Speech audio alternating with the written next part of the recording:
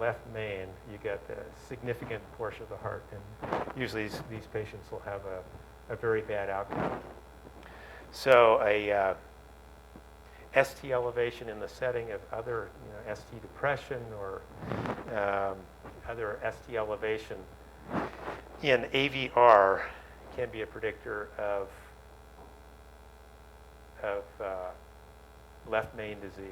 So just to keep that in mind as a little pearl. You don't think about AVR as being a useful lead ever, but if you look at a STEMI or what is thought to be a non-STEMI, and you see AVR elevated, that may be a harbinger of really bad problem. And then hyperacute T waves, we talked a little bit about that, and that's basically the broad and the tall T waves, and they maybe have more, instead of a concave upsloping that's nice and gentle and looks benign, it may be more straight, like a straight line, hyperacute T waves, as opposed to the peak T waves that you see in hyperkalemia. And I think that's all I wanted to say. Hope it was useful.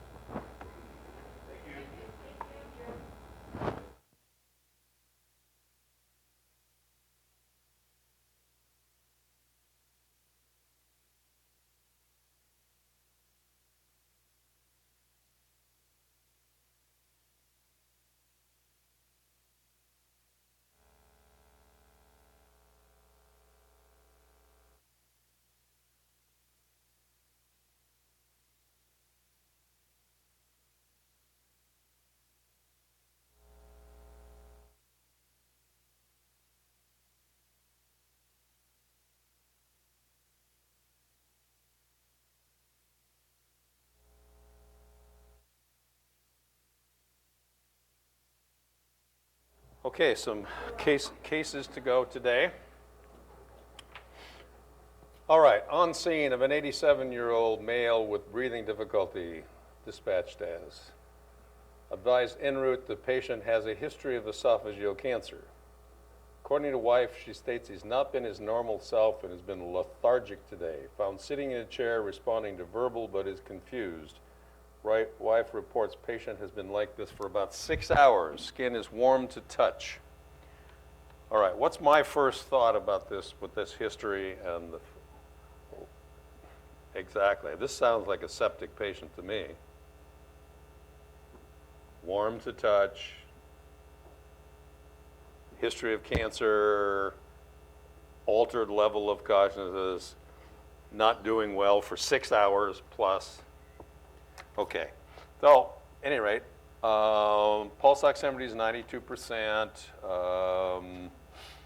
His GCS is somewhere in the neighborhood of 12. Blood pressure was 169/82, pulse 95. We didn't get a temperature on him.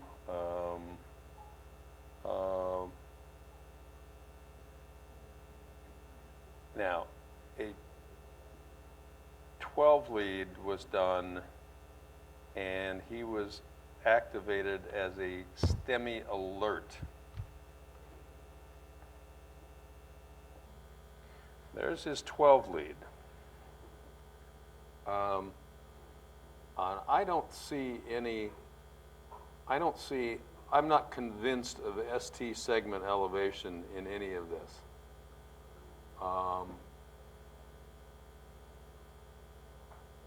CO2 was 35. You know, this is a pretty non-exciting 12 lead. Looks to me like they're, giving them the benefit of the doubt, I might be able to convince myself that there's maybe some suggestion of ST segment in 1 and AVL, or AVF rather, 1 and AVL, but nothing else. Maybe, you know, this is, first of all, it wanders about a bit. I think I'd like to get another 12 lead before I was convinced with that. What kind of a pattern is that? It's a wide, complex, but it's a right bundle branch pattern, so you should be able to read it. So, and the machine, so the stupid machine says meets ST segment elevation criteria. So, I mean, you can't fault somebody from leading that, except we try to get you to overread these things. They're not always right. And the worst thing is that they don't say meets ST segment elevation criteria. I'm not convinced about anything on this one. But I can't bitch about the fact that we called the STEMI. And what did this guy have? He was septic. Enterobacter, bacteremia, he had acute cholangitis. So we had, and cholecystitis, so his his bile ducts were infected. He had gallstones. They didn't operate him. He had hyperkalemia, which they did correct. Right ventral block, mostly just sepsis, however. So he got called, he didn't really have symptoms, but old people don't always have chest pain. But, I think this happened during the day, so it wasn't a downside to calling in a cath lab. Middle of the night, I think I would have waited to get a better 12 lead. Case 2. It's an unfortunate gentleman is having stabbing center of chest pain for approximately 2 hours. Took allergy meds without any change, past history of asthma, seasonal allergies, no other complaints other than recent cough. Laying on the couch, pale, anxious, unable to lay still. Now, he has a few PVCs. His vitals were okay. He had a suspected STEMI anteroseptal on the first 12 lead. He was given aspirin, nitroglycerin. He has another 12 lead done. They liked it so well, they did another one. And I guess they had the same answers each time. His pulse is 92, blood pressure is 151/88. And here's his 12 leads. What do we got here? He does have PVCs. Where's his ST segment elevation? Okay, 2, 3, 2, 3. He has depression now. Look, where's his depressions?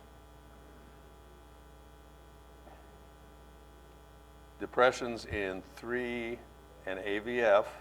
So he's got reciprocal changes. He may have a little bit of ST segment elevation in AVL. So it could be anterolateral. At any rate, this is definitely positive. He went emergently to the cath lab. He had the proximal and mid-LAD lesions, balloon angioplasty, stented in ×2, 0 stenosis remaining. He had full TIMI 3 flow, which means he's got normal coronary flow then. He didn't have any wall motion abnormalities of heart. He got there quick enough, got to the cath lab, got it all fixed. His enzymes were stable. He was kicked out after the second hospital day, doing fine and not having any problem. That's the way we like to see him. Yep. Is there a reason his sugar was so high? It was like almost 300. Where we got it? Back one. He probably has. He's probably got an underlying Yeah, that's not related. diabetic.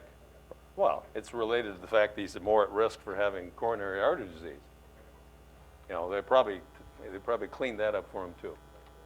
Now, remember though, and that might be a little high, but one of the stress reactors, one of the stress things that happens when you have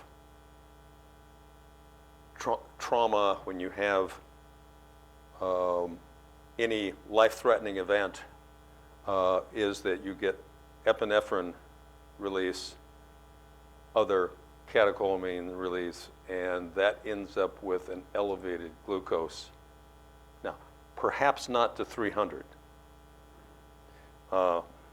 When I had my first GI bleed some 8 or so years ago, and ended up on the floor with a blood pressure of 40, and then the next day after surgery, I'm in surgery, which is a pretty good stress stimulating thing. I'm in the ER, and the internist comes in, and she starts fiddling around this stuff, and she orders a dose. She orders insulin started on the pump.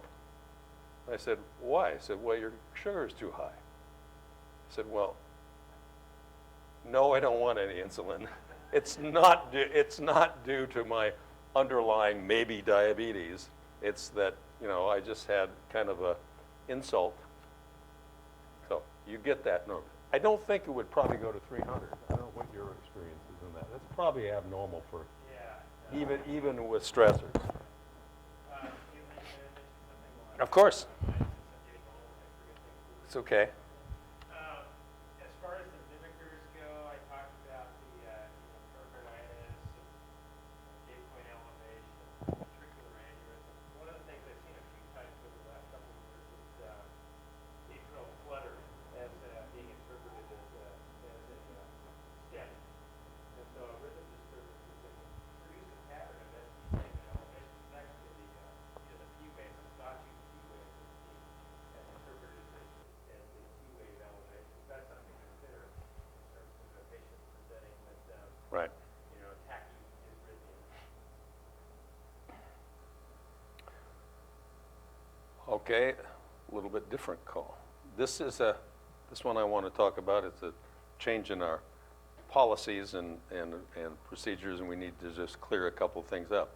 This is a trauma call, priority 2 call for motor vehicle, 3 patients, 2-car head-on accident. There were 2 DOAs. The patient that we're concerned about was 38-year female, restrained driver in the front seat of a Honda Element. Airbag was deployed. Fire is attempting to extricate patient with hydraulic tools. Lower extremities were pinned, appeared to have multiple fractures. Fire gave the patient 50 milligrams of ketamine IM for sedation.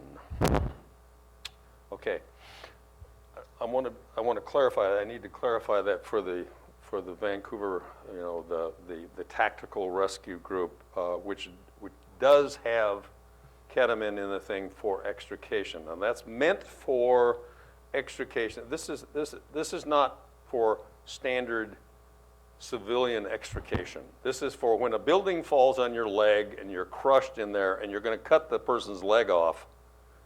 Yeah, we'd probably like to use some ketamine for that. Or if you're doing a very painful process of extricating. The problem with ketamine use at the doses for anesthesia, essentially what we're talking about. We're talking about 1 milligram per kilo IM or IV. Is the patients get so, well, if they're awake and alert, they get so dysphoric they usually cannot assist their own in their own care. We had one transferred from Skamania that appropriately got ketamine for a very painful moving the patient out of the woods kind of thing, bouncing around on one of the backcountry roads. But he was so goofy by the time he got to the ED that the surgeon said he can't even sign a consent for the surgery he's got to have. So this is not for, quote, civilian use yet. We're going to work into this slowly. So this is for major extricative kind of things. And we're going to get on a little bit more on this because I will have to work with this. So anyway, firefighters assisting patients with respiration with a BVM and a high flow oxygen. That's my first question, is why in the world do we need to sedate this person at this point? Moved the vehicle to a KED on the backboard, moved to ambulance, and transported to us. Okay. So here's the first thing I see, and this is granted, it's off the off the AMR thing. We have a GCS of 4. No, it does not appear to be. It appears that the patient gets ketamine some 3 minutes later. Why did the person need sedation with the GCS of 4? We'll clear that up later. Any rate, so now then the GCS becomes 3. Well, that's after the ketamine. So he's assisted ventilation. She is having assisted ventilation, spinal precautions, full KED, all that sort of stuff, more stuff. She still ventilatory rates about 12 with help. At some point here we got lidocaine, and I'm not sure what that's for, intraosseous. I suspect they were thinking about intubating the patient. They never got to that point. I still have a GCS of 5, pulse is 120, still assisted respiration. I don't see any attempt at intubation yet. Any rate, patient is transported to the hospital. And time on scene, I mean, they're basically, time with the patient is about 30 minutes altogether by the time they get to the hospital. Here's what she has. Subarachnoid hemorrhage, diffuse axonal injury, left pneumo with clavicle and 3 to 4 ribs fracture, grade 2 liver lac, sacral fracture, bilateral pubic ramus fracture, right radial ulnar fracture, right femur fracture, right open knee, left distal interarticular fracture of the ankle, right and left open tib fib, acute renal failure secondary to trauma, ARF, acute renal failure. She's still in the hospital. She's able to follow commands, complaining, of course, of hallucinations after the, no, she didn't have it. She has a trach tube in, multiple debridements, internal fixation surgeries, and so currently still in, well, we did this, what, a week ago, 10 days ago, so maybe she's out of the ICU now, but she's still majorly going to have to be rehabbed, and I'm not sure how her diffuse axonal injury will work out for her. So, ketamine is still not for our usual use in trauma. It's for extrication from a crushing, from where you have to lift a building off the patient, where that's going to be painful, where maybe we're going to have to do a field amputation. Or yeah, you can take it, yeah, because the hallucinations are good. The other, and if you have a question about it, just call in and say, hey, we have a situation, call into medical, we have a situation where we need more than usual. You should be able to get appropriate pain relief with fentanyl, with or without some Versed. Now, I think with a GCS of 4, you don't need to worry too much about sedation. There was a concern in the past about ketamine causing an increase in cranial pressure, and I think Yep. pretty good documented studies that that's And one of the downsides of ketamine, particularly at larger doses, is that some people will get laryngospasm. John Chu had a case that he was actually treating himself. I mean, a patient he was treating in the ER. He gave ketamine to, and the guy went into to acute laryngospasm, which was quite anxiety-provoking. So it's not without its downside. The worst thing that I usually see is that people, I think some of the laryngospasm happens because they have increased secretions, and they aspirate some of their secretions. That's why we use, when I used it on kids, I would always give them a little atropine at the same time. So, okay, back to cardiac patients. 47-year-old male with shortness of breath. AMR and fire arrive at about the same time. Patients appearing with ashen, diaphoretic, dyspnea in a tripoding position. AMR is trying to get the patient to accept a CPAP, which he kept refusing. They had been having, quote, relations when he developed the dyspnea. They were writing letters to each other and things like that, you know. Yeah, smoking cigars.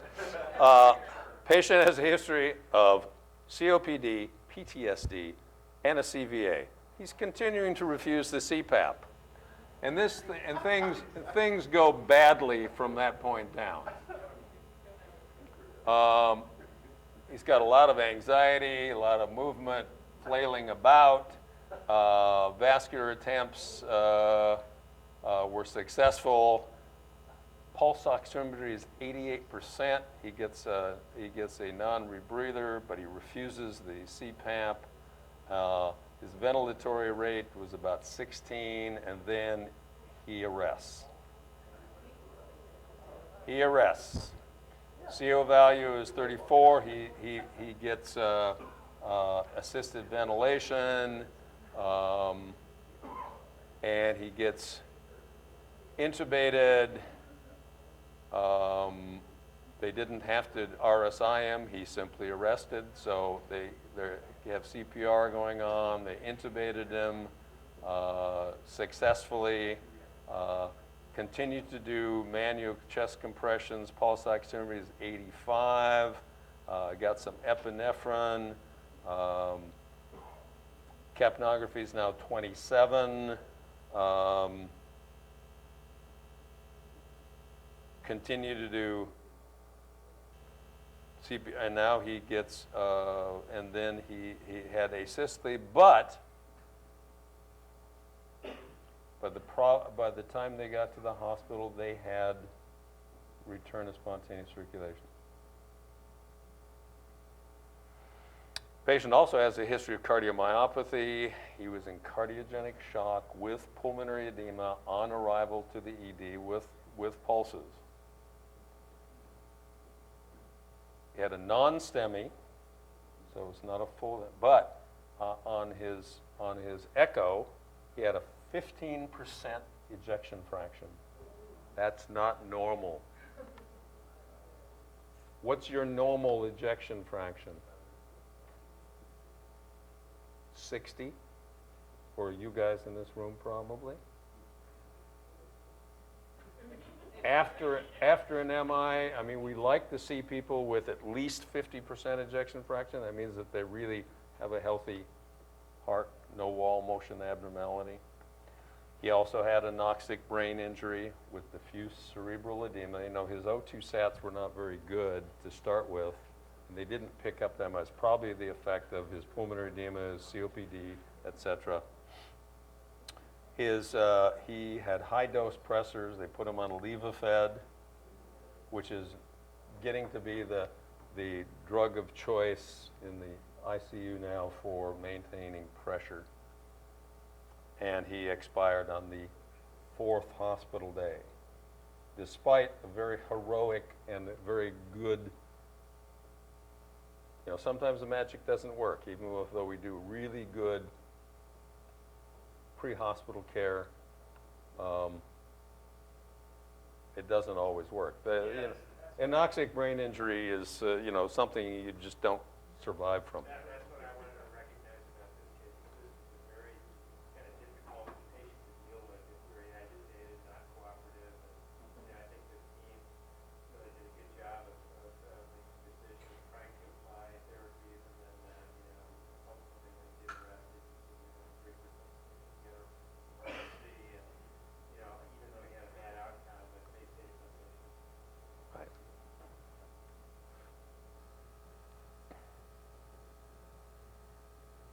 All right, this is a fascinating case to me. This is one coming out of off the mountain, and I want to deal with a couple things in this one. It was dispatched and a reported diabetic problem. Patient had been driving, he'd driven up to the mountain, up to Mount St. Helens with a friend.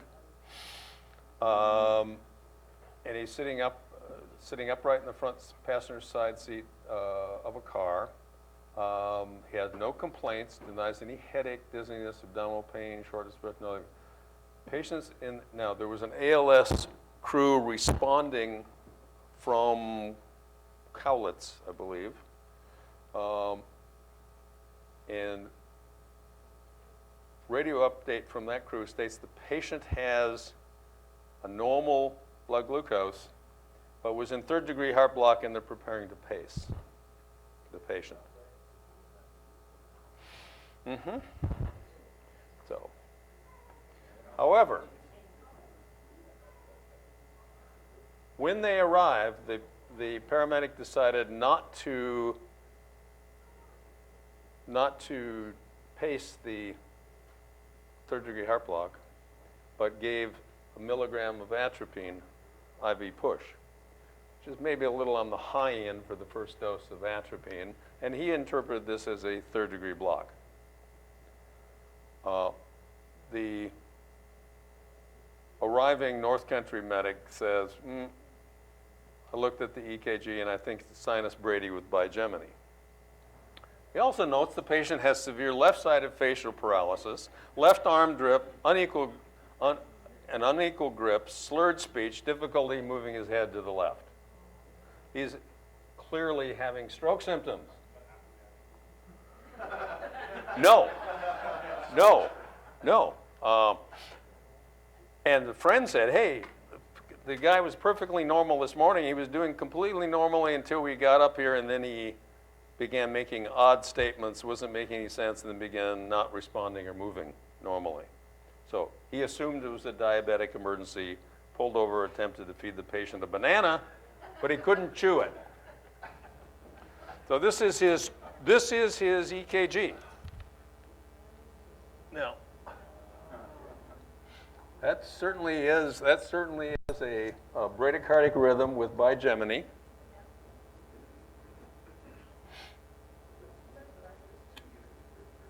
Yeah, that's right.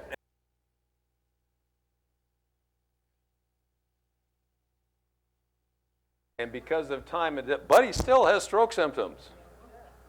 So they called Life Flight, and they flew him to, they took him to an LZ, and then they flew him to Southwest, where he had a good banana, yes. Now, this cardiac dysrhythm is really secondary to the stroke. It's not primary cardiac, and so that's why he's getting a lot of central nervous system vagal stimulation, and he responded. Ordinarily, you wouldn't expect the second-degree heart block or certainly a third-degree heart block to respond much to. Now, I'm very happy that they made the choice to use the atropine rather than to pace the patient, because they might have missed all his stroke symptoms. You know, if a guy's sitting there jerking every time he has a stimulation there. So what he had was a right MCA ischemic stroke, frontal lobe. He also has a long history of hypertension, sleep apnea, and other cardiac issues. Ultrasound showed that he had high degree stenosis of both carotids and his right vertebral artery. But he was given TPA. He got there in plenty of time by the Life Flight. He got TPA, improved gradually, but went home 4 or 5 days later with no dysarthria, no dysphagia, no numbness, no weakness. Basically had literally a total recovery. And he said, oh yeah, I'll stop smoking. No. I'll stop eating too much. No. And I'll go see my doctor in Portland and get my carotids fixed. Well, we're not gonna bet on that one. But a very good case, and a very good, where you start out thinking it's diabetes, you start out then thinking it's a problem with his cardiac disc rhythm, and it turns out, hey, don't miss the stroke. Now, he did really good. Now, here's some good follow-up on your... That was the first case, I managed that case in the hospital, and that was the first case where we used the new protocol, taken directly to Yep. me. And the time from presentation to the time was like 43 minutes. Yeah. Well, here is the,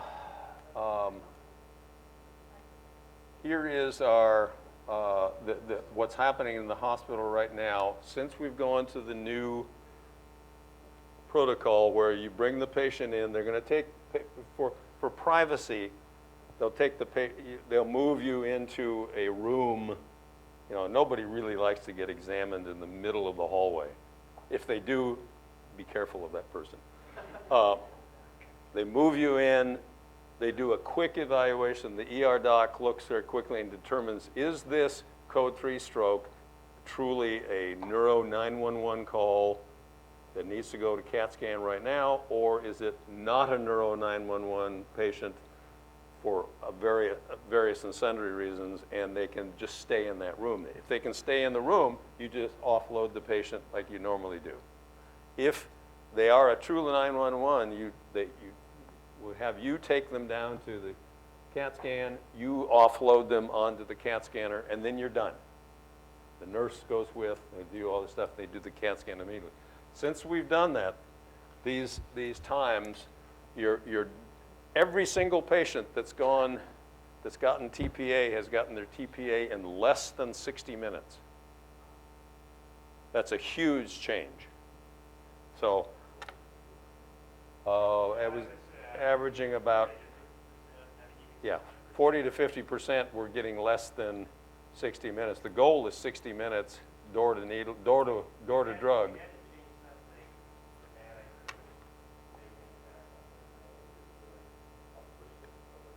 Yeah.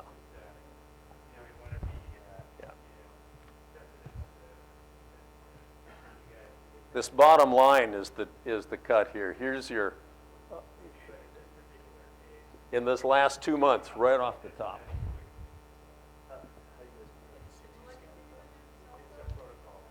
Yep. Yeah.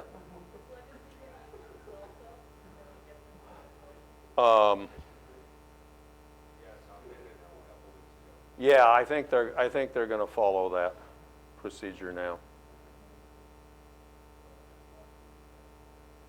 Now, with there's going to be some hard discussions over the next several months about